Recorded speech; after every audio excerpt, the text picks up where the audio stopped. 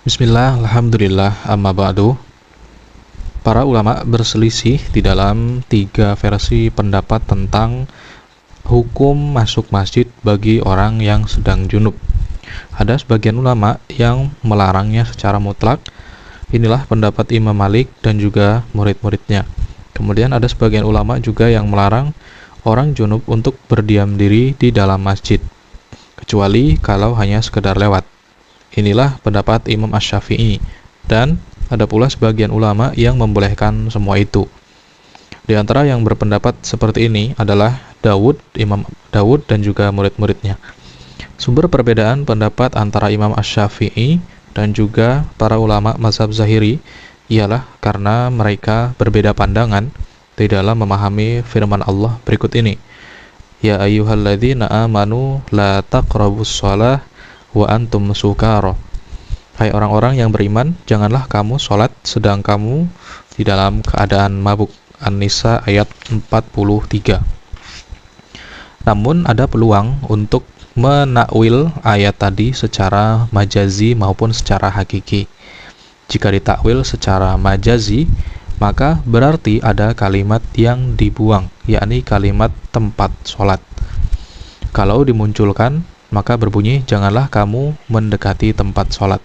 Jadi, orang yang hanya sekedar lewat dikecualikan dari larangan mendekati tempat sholat. Dan jika ditakwil secara hakiki, berarti tidak ada kalimat yang dibuang sama sekali. Pemahaman kita harus kembali kepada hakikat dan apa yang tampak pada ayat tersebut.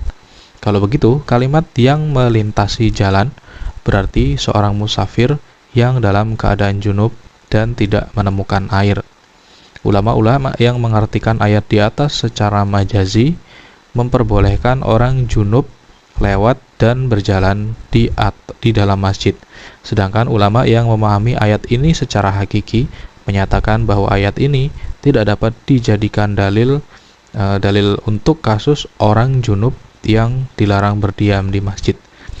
Tentang larangan orang junub lewat di masjid, setahu ataupun sepengetahuan dari Ibnu Rus, dalilnya adalah segi lahiriah, yaitu riwayat Nabi SAW yang menyatakan bahwa beliau bersabda, wala uhillu al-masjida li junubin wala haidin.